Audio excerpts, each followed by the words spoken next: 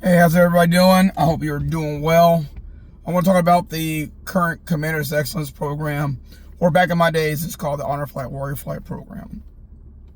The objective of this is to reward flights for going above and beyond. So there's a point system, and currently right now you have beds, you have details, you have wingman separation, you have open ranks, you have a drill that only does stationary drill for right now. Back in the days, they used to do something called control of a marching flight. It was up to 40 points.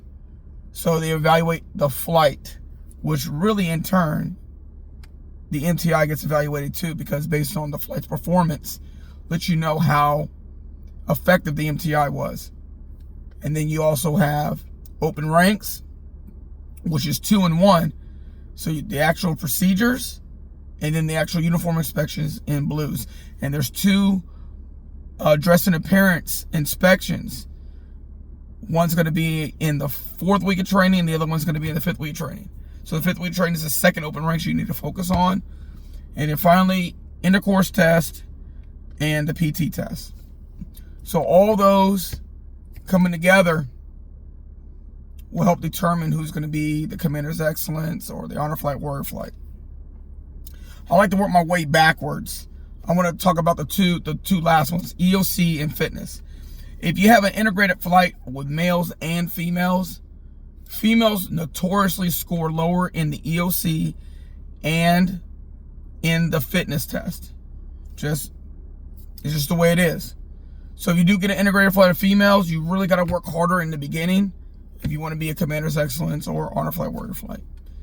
So what I do is, usually on Sundays for like memory work, or for them understanding the wingman policy, or for them to do well in the EOC, what I do is, if I'm living in the RH&Ts, recruit housing and training buildings, what I do is while their laundry crew is watching the laundry go, they're creating 10 questions per testable chapter. And what that's going to do is, on Sundays, they're going to quiz the flight, maybe A-Bay versus B-Bay. And usually my laundry chief is also my academic monitor. So they're the 5th person involved in a laundry crew. And they usually give the laundry crew an assignment to build tests, so that if somebody gets it wrong, they tell them what page number it's on, and everybody's in the know. Also give the academic monitor like a week ahead of time. So there's a way of manipulating the hyperlink. So if you go into the hyperlink in eBMT, you read it where it says WOT. It says for week of training, and it says 1, 2, 3. All you do is change that number to the future. So if you're currently in the 2nd week of training, turn that 2 into a 3. It'll auto-populate. It may not be exactly what's going to be on the next week's schedule, but it tells you what's going to be there, just maybe not in the right order. But I get it to the academic monitor to prepare the laundry crew, to prepare the flight, so when they go into class, they already know what the class is all about, and they can take better notes. Also, on the slideshows, there might be some answers on those slideshows in all academic classes. So what I normally do is, I'll pick 4 trainees. 1, 2, 3, 4. So like 1, 5, whatever, 9 slides or whatever like that. One person will do every other 4. And then they're going to consolidate that and give it to the academic team so that they can write questions based on the slideshows as well. So maybe about 5 or 6 more questions. So that's if it's gonna be on a slideshow, it's probably gonna be on the test. I've never taken the EOC, so I have no idea, but that's usually some of the things I tell them to pay attention to the slideshows and take notes on the slideshows. For fitness, so we do CIT, which has some things that they can work on their cardio without running on the track. So the frog jacks and the squat jumps, or the frog jumps, excuse me. Those are really, really good. I give them a number. Hey, I want you to try to do 50 a night. And I tell them, hey, it's not mandatory, but it will help you on your run. And it's helped a lot of my flights do very well. So when they have their time and they've already done their 1x3s, right before they go to bed, right before they take showers, they'll do their 50 frog jumps or frog jacks.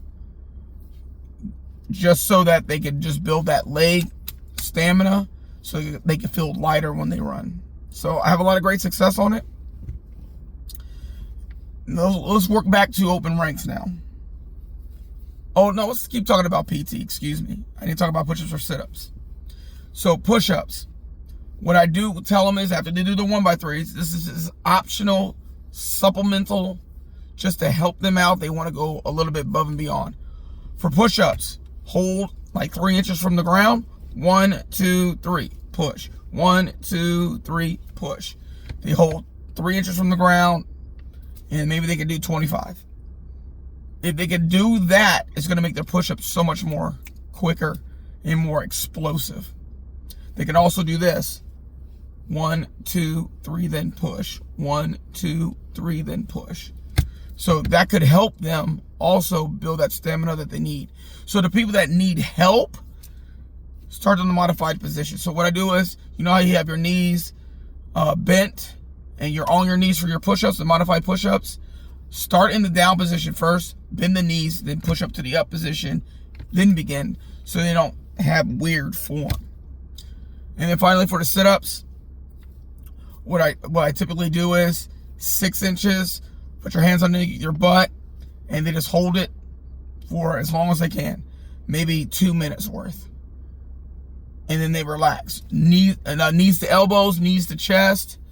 Those work out really well as well. Maybe they can do 50 a night.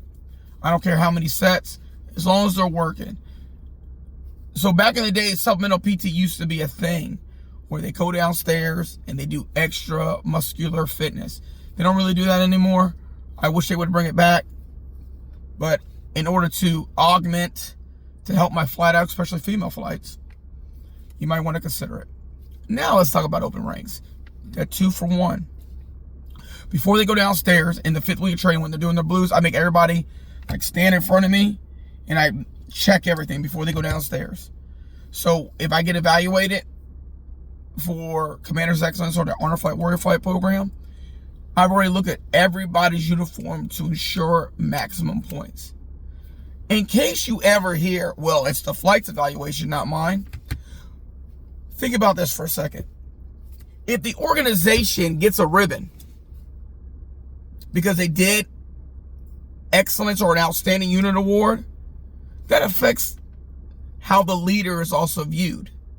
So you're the leader of your flight. You want them to do well in all evaluations to prove that you're a very effective MTI. Just my 2 cents. So they're standing in the center aisle. I'm like, go, go, go. Men, check under, make sure they're shaving. You have to check shaving over and over and over and over again. Make sure, just tell them absolutely no hair on the cheek, chin, under the ears, anywhere on there. And then, of course, you're practicing open ranks. So hopefully you go back to my videos. The slinky, open ranks hearts, close ranks march, open ranks hearts, close ranks march, until it's perfect. Until it's money, so they understand the difference between open ranks and close ranks. So for the beds, I do something called tuck a little bit, pull a little bit. So for mattress covers, look, this is my way of doing it. It's not the LP way. I'm sorry. All right, I'm just going to say I'm sorry. For mattress covers, I get it as flat as possible. I move on. Because you can't see the mattress cover when a dust cover is made. I know, hey, got it. For the bottom sheet, I tell them to slap it on, put a hospital corner in it, minimize the wrinkles, but just keep going. The money made during beds is top sheet, top blanket. Make sure they have enough to tuck. So I usually have an elbow to forearm under the footing of the bed when they start making their dust cover top sheet on their bed. And then for the hospital corners, I tell them to create a right angle. So make sure that it's a right angle. And if you have a right angle, that means the slope is going to be 45 degrees. So you should have perfect 45-degree angles, provided that that triangle that you're creating is a right angle. Keep that in mind. And then they bring it down, and then they tuck a little bit, and they pull from the end. Tuck a little bit, pull from the end. Tuck a little bit, pull from the very end. And they'll get all the wrinkles out. I have 2 tucking methods. I don't use clipboards. That helps to tuck it in, but not helps to tighten. So what I'll either do is I'll roll it under the bed if I have the pan beds. And what I mean by bed pan beds is there's no spring under there. And I'll roll under it. So I'll push it against the frame, and I'll roll under the bed to tighten up the side all the way down. So I'll roll it, tuck a little bit, and I'll have the roll stay there. I'll have the roll stay right under there, and it's locked in, and it gets real tight, real fast. Or the waving technique. Well, I'll apply pressure, wave it towards me to create the wrinkle, and then I'll tuck it under to make sure that I get all that excess underneath the bed or the mattress. Once I get the top blanket, top sheet tight, neat, wrinkle free, then apply the dust cover with the pillow. This is what I tell my flights. I normally tell my flights that I don't want you to put a pillow or dust cover on your bed until I bless it. So what I mean by blessed it is that I'm looking at the hospital corner, and I can see how tight the top blanket is. Because the top blanket, top sheet with the hospital corner is 90% of your bed. A lot of times trainees rush it. So in order for them to stop rushing it, what I typically tell them to do is I say, stand by your bed in the center aisle, waiting for me to make sure your bed is tight and wrinkle free. So I'm going around over and over and over and over and over and over and over and over again to make sure that I can catch as many beds that are not as tight as possible. And then the dust cover gets put on, and then I usually tell them as a wingman concept, this is the only thing I really use a wingman for. You don't have to, but it is a little bit quicker for like 3 seconds. They'll pull the dust cover straight. It doesn't need to be straight, but it looks better when it's straight. It's my instructor preference. I just think it looks sharper. So I'll tell them, hey, get a wingman, just pull apart. If not, don't worry about it. They can always pull from the middle, get the smile out, and it's done. And if they have enough to tuck, when they pull, they don't have to worry about wrinkling the head side of the bed. It's that easy. Maybe I need to make a video on going upstairs and maybe physically showing you this, because right now, audibly, it might be difficult to understand it. But if you can figure it out, I hope you can. So anyways, tight and wrinkle-free beds, I'll do that for like a week. Just a top blanket, top sheet over and over again. Let's talk about bed proficiency drills. For bed proficiency drills, you have to use a wingman according to the regs. I just do bed application practice, and I'll tell them this is not a drill, but I am going to time you. You get 15 minutes to make a top sheet, top blanket, tight, neat, wrinkle-free. And then I'm going to stop the time, and I'm going to give you feedback. The reason why I give them so much time for the top sheet, top blanket is, number one, I need them to be able to understand the mistakes that they make and have them unearth it and have them redo it and identify problems in their bed as they're doing it. I want them to make mistakes as early as possible. That's my student. I want them to make as many mistakes as early as possible so they learn how to do it properly. And then I'll say, okay, now let's try 12 minutes. Let's try 10 minutes. And then I'll say, hey, look, after every repetition, I'll tell them maybe to do a 1x3. Maybe a fire gas bomb. Maybe utilize the latrine and hydrate. But I need to give them time to get used to it. And as they're doing this bed practice application, not a bed drill, application, then I provide that feedback necessary for them to understand. Sometimes I'll stop everybody and say, hey, I'm stopping the time. Everybody come over here. This is what happens when you don't have enough to tuck under the bed. Because now it's wrinkled under here. as well, because we don't have enough to tuck, it causes wrinkles in the bed. You got to have enough to tuck on all sides. So just try to remember that. And it looks like we're getting ready to go to parade. So I guess I'm going to start driving.